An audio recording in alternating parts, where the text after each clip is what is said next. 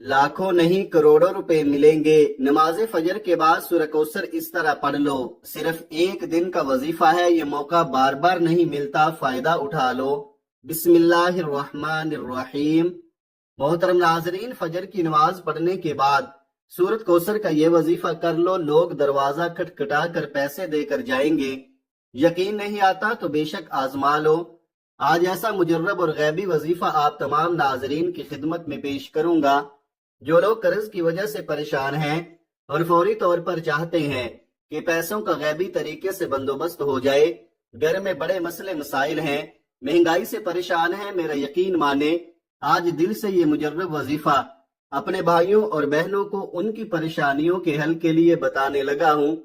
रिज्क और दौलत का ये मुजर्रब वजीफा है। जिस तरतीब से बताऊंगा आपने उसी तरतीब से करना है। अपनी तरफ से थोड़ी सी भी आपको कमी बेशी नहीं करनी, वरना आपको जो वजीफा है इसके जो असरात हैं वो आपको नजर नहीं आएंगे, उल्टा आप लोग अपना वक्त जाया करेंगे। तो इसलिए आप लोग जब फजर की नमाज पढ़ ले, अब ये जरूरी नहीं कि आपको फजर के फौरन बाद ही ये वजीफा पढ़ना है।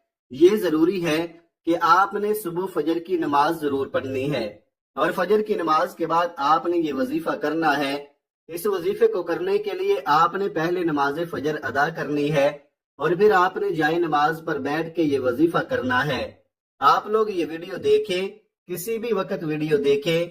ये नहीं कि आप लोग आज वीडियो देख रहे हैं तो आज ही ये अमल करना है। किसी भी दिन जब आप फजर की नमाज अदा कर ले, सुकून से आप ये वजीफा पढ़ लें। घर में पढ़ सकते हैं, जहाँ कहीं मौजूद हो, आप मस्जिद में हैं, आप घर में या बाहर फजर की नमाज अदा कर रहे हैं, किसी बहन भाई के पास फजर की नमाज अदा कर रहे हैं, अगर आपका वहां दिल चाहता है तो आप वहां पर भी ये वजीफा कर सकते हैं। ये इतना आसान और इतना मुजर्रब वजीफा है कि आप लोग मस्जिद में भी पढ़ लें। आपको घंटों बैठकर ये वजीफा नहीं पढ़ना, बल्कि कुछ मिनट लगेंगे। ये वजीफा पढ़ते ही आप लोग मोजज़ात को अपनी आंखों के सामने इंशाअल्लाह देखेंगे।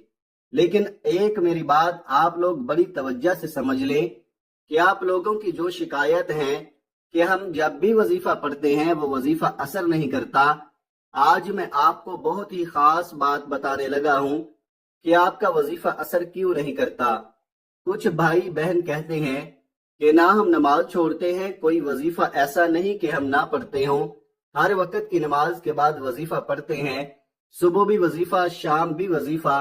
तो आप लोगों की सबसे बड़ी गलती यही है, आप लोग एक दिन में एक से ज्यादा वज़ाइफ हरगिज ना पढ़े। भले आप नोट कर लें, एक दिन का कोई अमल है, एक दिन का कोई वजीफा है, एक दिन का ही कोई वजीफा हो, लेकिन आप तमाम दोस्त एक दिन से ज्यादा एक हाजत के लिए जो वजीफा आपको बताया गया है, रोजाना एक वजीफा पढ़े। किसी भी हाजत के लिए हो, किसी और हाजत के लिए आप दूसरा कोई वजीफा पढ़ सकते हैं, लेकिन आप लोग एक दिन में एक हाजत के लिए बेशुमार वज़ाइफ हरगिज ना पढ़े। आप लोग क्या गलती कर जाते हैं कि किसी एक हाजत के लिए बहुत सारे वजीफे एक साथ पढ़ लेते हैं।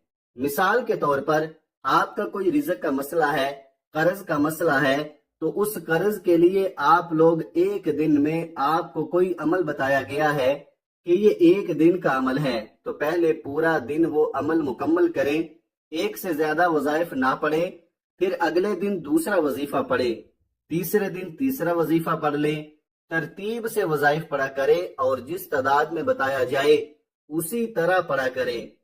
वक्त की नजाकत को मद्देनजर रखते हुए आइए आज के उस अमल की तरफ चलते हैं।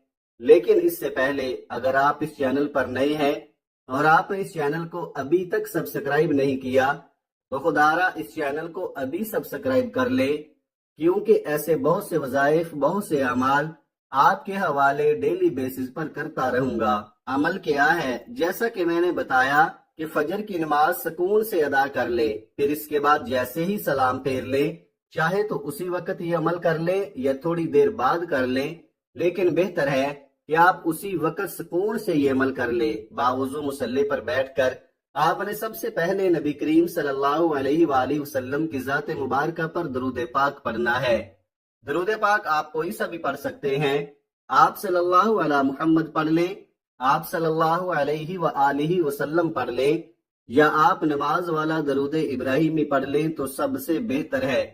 ایک بار ثواب کی نیت سے درود پاک میرے ساتھ بھی پڑھیے گا۔ اللہم صلی علی محمد وعلی آل محمد کما صلیت علی ابراہیم وعلی آل ابراہیم انک حمید مجید۔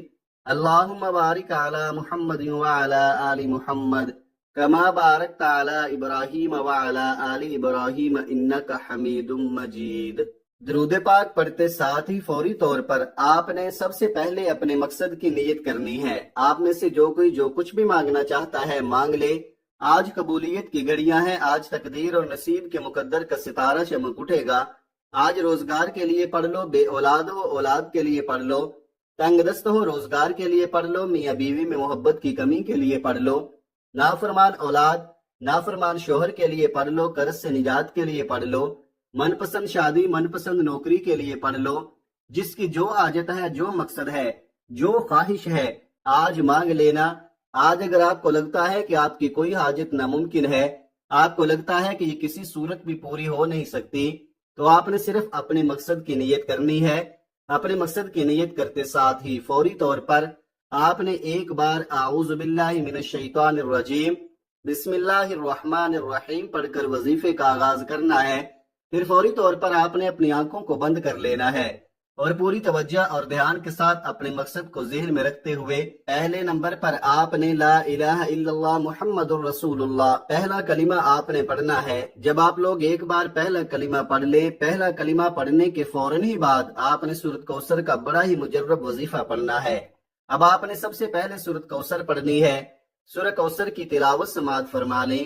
بسم اللہ الرحمن الرحیم انا اعطیناک الکوثر فصل لربک وانحر انا شانئک هو الابتر۔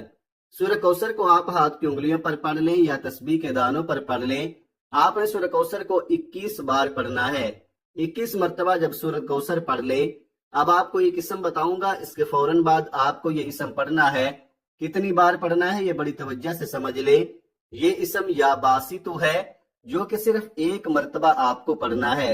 اس کے بعد فوراً سے آپ لوگوں کو دوبارہ سے 21 مرتبہ سورۃ کوثر پڑھ لینی ہے۔ جب 21 بار دوبارہ آپ سورۃ کوثر پڑھ لیں تو اس کے بعد آپ لوگوں کو آخر میں سبحان اللہ و بحمدہ سبحان اللہ العظیم پڑھنا ہے۔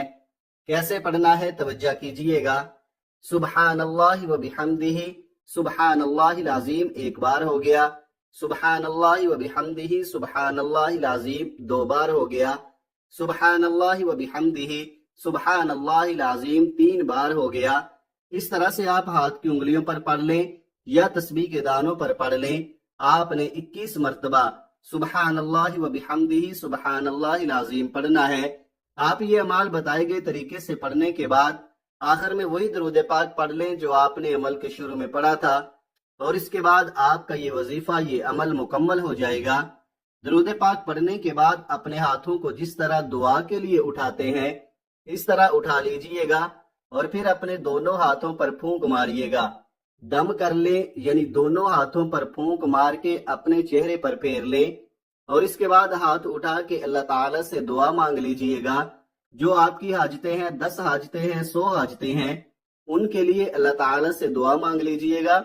محترم ناظرین، دعا ایسی عظیم عبادت ہے کہ ہمارا اللہ ہمارے دل کی سرگوشی کو بھی سن لیتا ہے، عبادت کی تڑپ کو قبول فرماتا ہے، اس کے لیے الگ سے وقت بھی نکالنا نہیں پڑتا۔